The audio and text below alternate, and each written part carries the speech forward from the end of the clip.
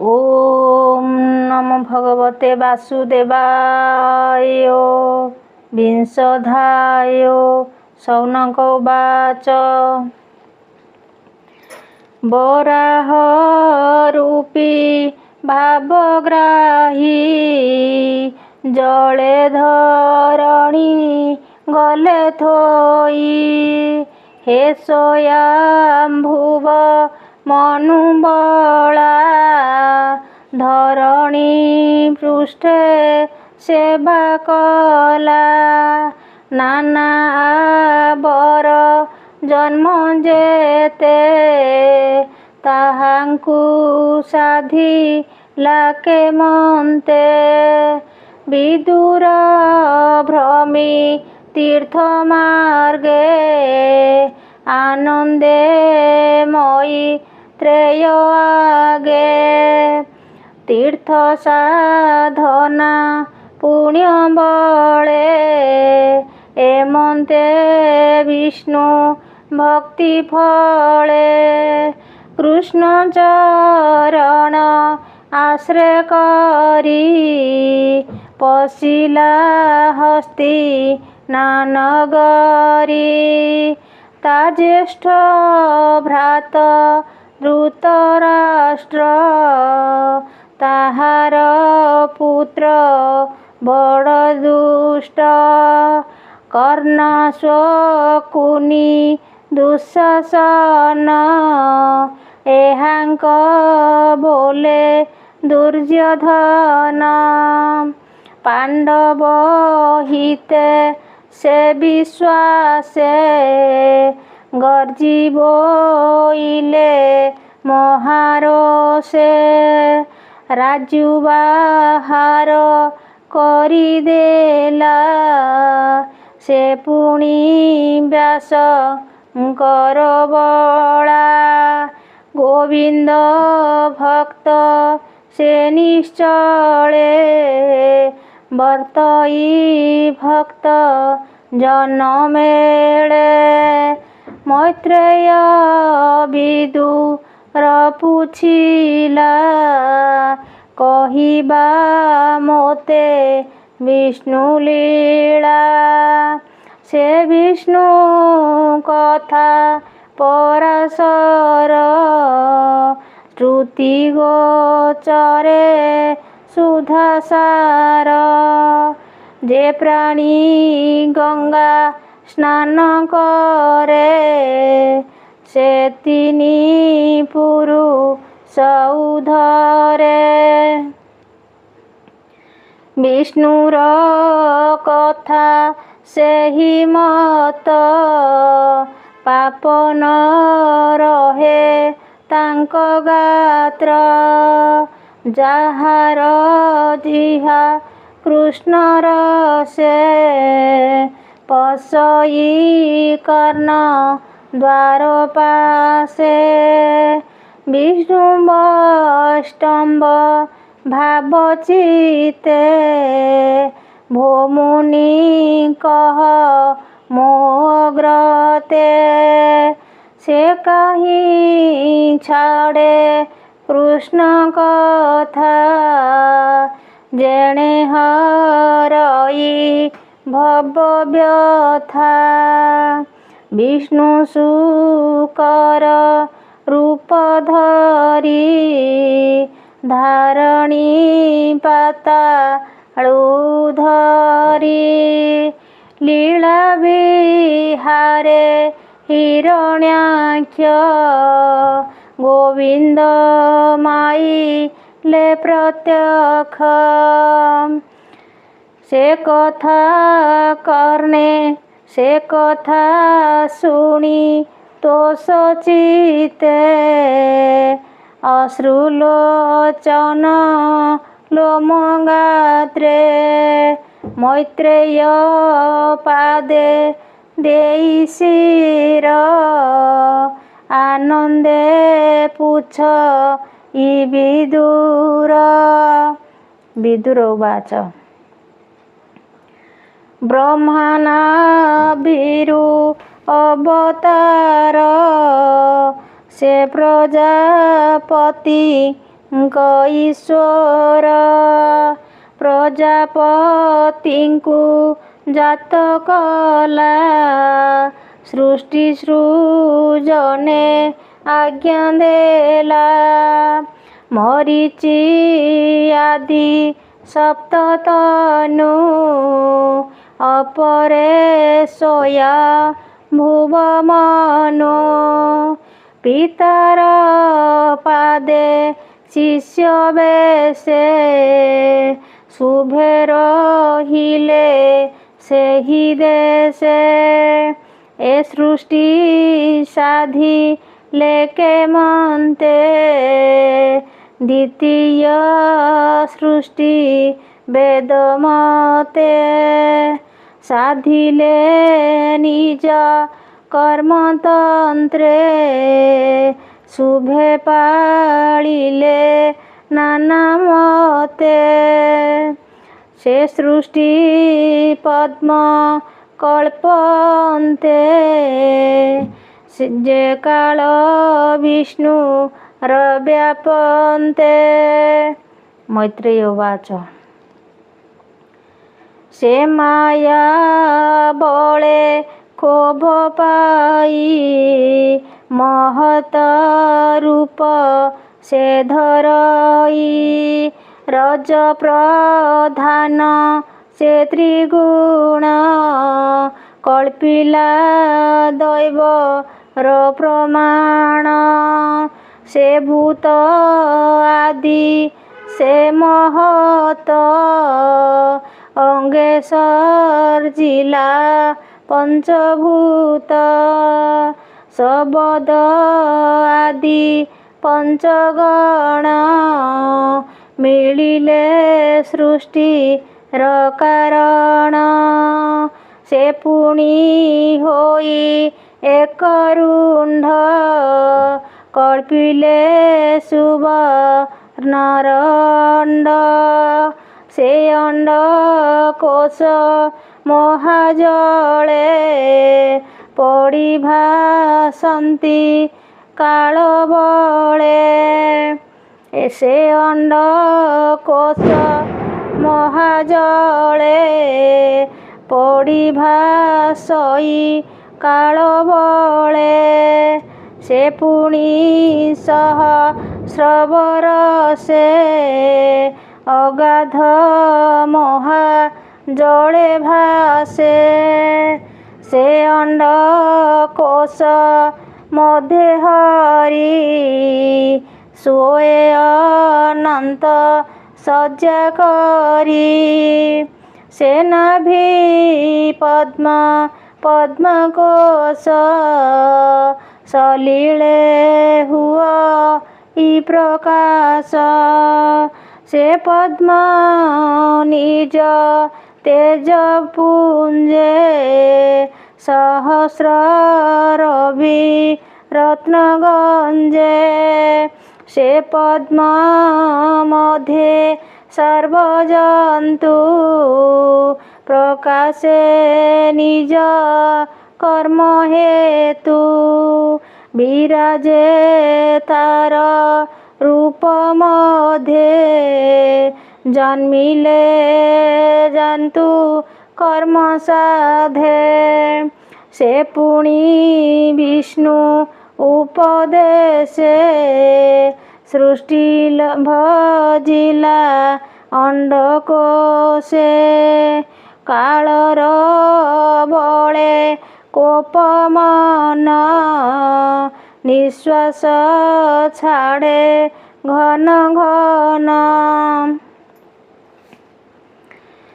ତାର ନିଶ୍ୱାସୁ ତତ୍କ୍ଷଣେ ସଂସାର ହିତେ ପଞ୍ଚଗୁଣେ। ତାମିଶ୍ର ମହା ତମାତମ ଅନ୍ଧ ତାମିଶ୍ର ମୋହ ନାମ। ଏ ପଞ୍ଚ କର୍ମ ଏକ ମେଳେ ଜନ୍ମିଲେ ଅନ୍ଧକାର ବଳେ। ଏ ସୃଷ୍ଟି ଦେଖି ତମୋମୟ ଧାତା ଛାଡ଼ିଲା ନିଜ ଦେହ। ସେ ପିଣ୍ଡ ଦେଖି ତମୁ ଗୁଣେ ବେଗେ ଧାଇଲେ ତତ୍କ୍ଷଣେ। ସେ ଦେହେ ସେହି ସନ୍ଧ୍ୟା ମିଶି ତମେ ରଜନୀ ପ୍ରାୟ ଦିଶି। କ୍ଷୁଧା ତୁଷାର ରାତ୍ରି ବେଳେ ସେ ସର୍ବେ ମିଳି ଏକ ମେଳେ। ଥୋକେ କହନ୍ତି ରଖ ରଖ, ଥୋକେ କହନ୍ତି ଭକ୍ଷ ଭକ୍ଷ। ତକ୍ଷଣେ ବ୍ରହ୍ମା ଶୂନ୍ୟ ରହି ବୋଇଲେ ତାର ମୁଖ ଚାହିଁ। ଏ ପିଣ୍ଡ ଭକ୍ଷ ହେନ ଭକ୍ଷ, ଏଣୁ ହୋଇଲା ଯକ୍ଷ ରକ୍ଷ। ତୁମ୍ଭେ ଯେ ଯକ୍ଷ ରକ୍ଷ ଗଣ, ମୋର ବଚନ ଏବେ ଶୁଣ। ତୁମ୍ଭେ ମୋହର ପ୍ରଜା ହୁଅ, ଏମନ୍ତ କହି ପିତାମହ ସର୍ଜିଲା ଅନୁକ୍ଷଣ ଗଣ। ଦେବଙ୍କ ଭୋଗ ଯେ ପ୍ରମାଣ, ତାହାକୁ ଦେଖି ତତ୍କ୍ଷଣେ ଧାଇଁଲେ ଯକ୍ଷ ରକ୍ଷ ଗଣେ। ମୈଥୁନ ମୂଳ ସୁଖ ପାଇ ବେଗେ ବିଜୟ ଲୋଭ ବହି। ନିର୍ଲଜପଣ ତାହାଙ୍କର ଦେଖି ହସିଲେ ବେଦବର। ବ୍ରହ୍ମାର ହାସ୍ୟ ଦେଖି କୋପେ ମିଳିଲେ ବ୍ରହ୍ମାଙ୍କ ସମୀପେ। ଚାହାନ୍ତି କୁପିତ ବଦନେ, ଭୟ ପଶିଲା ବ୍ରହ୍ମା ମନେ। ଶୂନ୍ୟ ଗୋବିନ୍ଦ ପାଦ ଧ୍ୟାଇ କହଇ ଶିରେ କର ଦେଇ। ପ୍ରାଣୀଙ୍କ ଅନୁଗ୍ରହାର୍ଥେ ତୁ ନାଥ ଆଜ୍ଞା ଦେଲୁ ମୋତେ। ସୃଷ୍ଟି କରଇ ମୋର ବଳେ, ତୋ ଅନୁରୂପେ ଏ ଶୟଳେ। ତୁ ଏବେ ରଖ ଚକ୍ରଧର, ଏମାନେ ମହା ଭୟଙ୍କର। ଏ ଯେବେ ଭକ୍ଷୀ ବେଟି ମୋତେ, କେମନ୍ତେ ଥିବି ଏ ଜଗତେ। ବ୍ରହ୍ମା ବଚନ କର୍ଣ୍ଣେ ଶୁଣି, ବୋଇଲେ ପ୍ରଭୁ ଚକ୍ରପାଣି। ଏ ଜାଣି ମହା ଭୟଙ୍କର, ଏବେ ତୁ ଛାଡ଼ ଏ ଶରୀର। ଶୁଣି ଗୋବିନ୍ଦର ବଚନ, ତକ୍ଷଣେ ଛାଡ଼ିଲା ଜୀବନ। ସେ ଦେହ ସନ୍ଧ୍ୟା ରୂପ ହୋଇ, ରୂପେ ରାକ୍ଷସ ମନ ମୋହି। ଯେ ଅପସରା ଗଣ ଥିଲେ, ତାହାଙ୍କୁ ଦେଖି ମୋହ ଗଲେ।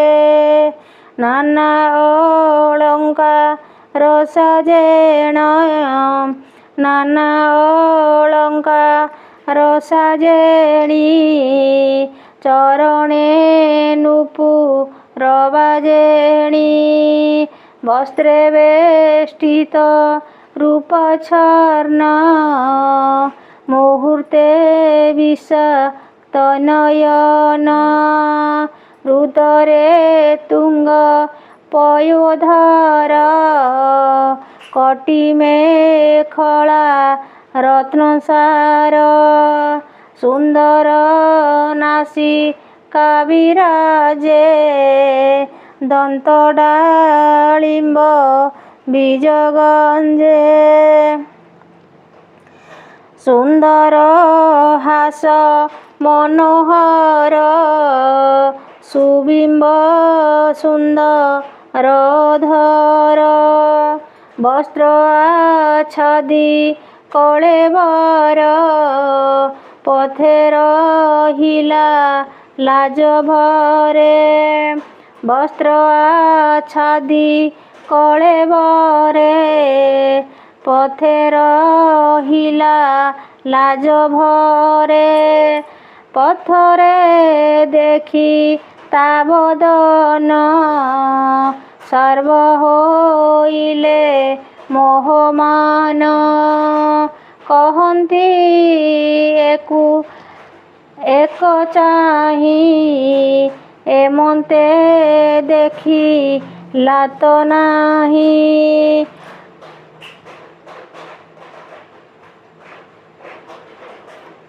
ନବ ଶରୀର ତ୍ରାହି କର ରୂପେ ଲାବଣ୍ୟ ମନୋହର ଏ ଆମ୍ଭ ମଧ୍ୟେ ମନୋରମେ ଅକର୍ମ